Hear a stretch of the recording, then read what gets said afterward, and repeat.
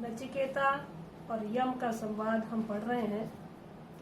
नचिकेता ने प्रथम वर में अपने पिता की प्रसन्नता मांगी और द्वितीय वर में उसने स्वर्ग को प्राप्त कराने वाली अग्नि विद्या के विषय में यमराज से निवेदन किया था और आज हम उसके आगे पढ़ेंगे।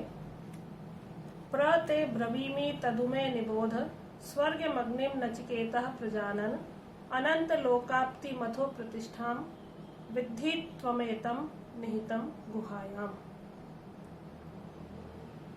यमराज कह रहे हैं, हे नचिकेता, स्वर्गम अग्निम प्रजानन, स्वर्ग को प्राप्त कराने वाली जो अग्नि है उसे प्रजानन, उसे जानता हुआ, अच्छी तरह से जानता हुआ, अहम ते प्रब्रवीमि, मैं तुम्हारे लिए प्रब्रवीमि, विस्तार पूर्वक कहता हूँ या तुम्हें उसका उपदेश देता हूँ। तत् उमे निबोध, तुम उसे मुझसे निबोध, अच्छी तरह से जान लो। अनंत लोकाप्तिम अथो प्रतिष्ठाम, अनंत लोकों को प्राप्त कराने वाली और प्रतिष्ठा रूप इस अग्नि को या इस विद्या को गुहायाम निहितम विद्धि, अपनी गुफा में या अपने हृदय रूपी गुफा में निहित ही हुआ समझो। तो नचिकेता ने दूसरे वर में ही जो मांगा कि मुझे स्वर्ग को प्राप्त कराने वाली अग्नि विद्या का उपदेश दीजिए, तो यहाँ पर इस वर को भी या उसके इस निवेदन को भी यमराज ने सहर्ष स्वीकार किया और उसे कहा है कि उस अग्नि को मैं भली भांति जानता हूँ, तुम भी मुझसे उसे अच्छी तरह से समझ लो और जो अनंत लोकों को प्राप्त कराने वाली ये अग्नि विद्या है उसे सुनकर तुम अपने हृदय रूपी गुफा में उसे निहित समझो, अर्थात तुम्हारे मस्तिष्क में उसका प्रवेश हो जाएगा, उसे तुम अच्छी तरह से समझ लो। तो यमराज कह रहे हैं कि अग्नि विद्या का कथन करने में मैं कुशल हूँ और तुम भी इसके लिए जिज्ञासु हो, तो मेरे विचार से तुम्हें यह समझने में कोई कठिनाई नहीं होगी, क्योंकि जब वक्ता भी श्रेष्ठ हो और श्रोता भी श्रेष्ठ हो तो विषय की जटिलता स्वतः ही समाप्त हो जाती है। इसमें किसी प्रकार का कोई संदेह नहीं होता। तो श्रेष्ठ विद्वान हो और जिज्ञासु या योग्य शिष्य हो तो किसी भी प्रकार का ज्ञान आसानी से प्राप्त किया जा सकता है, ऐसा यहाँ के चौथे चरण से हमें ज्ञात होता है। यहाँ पर तद उ में निबोध, ऊ शब्द, ऊ जो आया है ये निपात है जिसकी निश्चय अर्थ के लिए यहाँ पर उसकी अभिव्यक्ति हुई है। और यहाँ आया है प्रते ब्रवीमि। वैदिक भाषा की विशेषता है कि इसमें उपसर्ग और क्रियापद, यहाँ उपसर्ग है प्र और क्रियापद है ब्रवीमि, तो इसमें उपसर्ग और क्रियापद एक साथ प्रयुक्त करना अनिवार्य नहीं है। इसी कारण यहाँ पर प्र उपसर्ग और ब्रवीमि क्रियापद के बीच में व्यवधान है ते का, तो प्र ते ब्रवीमि। यदि लौकिक संस्कृत में होता तो प्रब्रवीमि होता, तो ऐसा यहाँ पर वैदिक संस्कृत की एक विशेषता हमने पढ़ी है। अब और कुछ व्याकरण है इसमें।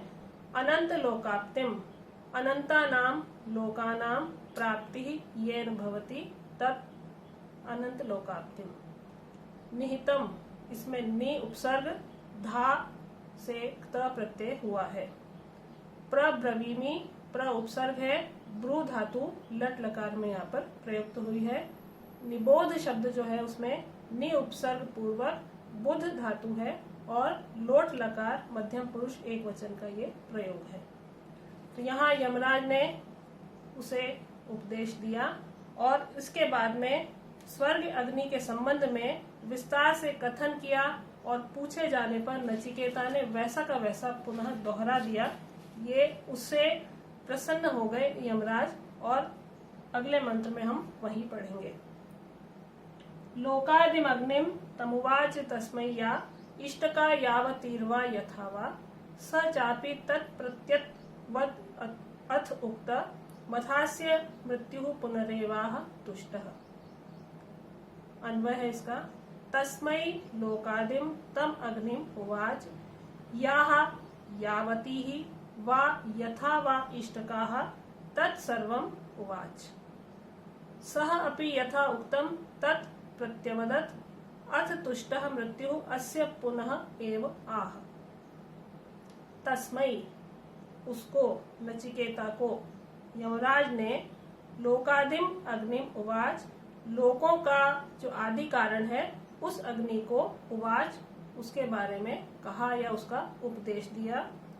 याह जितनी, यावती, याह अर्थात जो, यावती जितनी, यथा वा इष्टकाः और जिस प्रकार की इष्टका ईंटों का चयन करना चाहिए, तत्सर्वम उवाच वो सभी उससे कहा। सह अपि उस नचिकेता ने भी यथा उक्तम जैसा सुना था, जैसा कहा गया था, तत् प्रत्यवदत् वैसा ही पुनः दोहरा दिया। अथ तुष्टः उससे संतुष्ट होकर, मृत्यु यमराज ने, अस्य पुनः एव आह उस नचिकेता से पुनः कहा। तो अपने वचन के अनुसार यमराज ने समस्त लोकों का जो आदि कारण है, अनंत लोकों को प्राप्त कराने वाली जो विद्या है और लोक की प्रतिष्ठा का जो स्वरूप है, उस यज्ञ विद्या को या उस अग्नि के बारे में विस्तार पूर्वक उन्होंने कथन किया, नचिकेता को उपदेश दिया और इसके अनुष्ठान में कितनी, कैसी, किस मात्रा में, किस प्रकार की ईंटों की आवश्यकता होती है, उसका भी उन्होंने संपूर्ण रूप से जो विधि विधान है उसका उन्होंने कथन किया। और ये सब कहने के बाद उन्होंने नचिकेता की परीक्षा लेने के लिए पूछा कि जो मैंने कहा है क्या तुम्हें समझ में आया। तो नचिकेता ने पुनः वैसा ही दोहरा दिया और उससे सुनकर यमराज को बहुत अधिक संतुष्टि हुई और वो प्रसन्न हुए, क्योंकि ये अत्यंत स्वाभाविक बात है कि योग्य शिष्य को पाकर गुरु अत्यंत प्रसन्न होता है और गुरु जो उपदेश देता है यदि वो शिष्य समझ लेता है तो गुरु को उससे बहुत अधिक संतुष्टि होती है। ऐसा ही यहाँ पर यमराज के उपदेश के बाद नचिकेता के साथ हुआ। तो अग्नि विद्या जो है वस्तुतः यज्ञ का ही विधि पूर्वक विधान है। इसमें ईंटों का स्वरूप, उसका आकार, उनकी संख्या, उनका परिमाण, इसका विशेष महत्व होता है और वही यमराज ने यहाँ पर नचिकेता को समझाया और नचिकेता ने भी अपनी कुशाग्र बुद्धि का परिचय दिया और उसे समझकर पुनः अपने गुरु के सामने, यमराज यहाँ पर उसके गुरु हैं, तो उन्हें वैसा का वैसा कहकर सुना दिया। अब यहाँ पर व्याकरण है। लोकादिम, लोकस्य आदितम लोकादिम, प्रत्यवदत्, इसमें प्रति उपसर्ग पूर्वक वद धातु है, लंग लकार प्रथम पुरुष का ये रूप है। तुष्टः, इसमें तुष धातु से त प्रत्यय का प्रयोग हुआ है। तो यहाँ हमने दो वर जो नचिकेता ने मांगे थे, पिता की प्रसन्नता और स्वर्ग को प्राप्त कराने वाली अग्नि विद्या, इसके विषय में हमने पढ़ा है। दो वरदान यहाँ पर पूरे होते हैं और जो लघु प्रश्न पूछे जाते हैं परीक्षा में, उनमें यही पूछा जाता है, ये भी पूछा जाता है कि 3 वर कौन कौन से थे।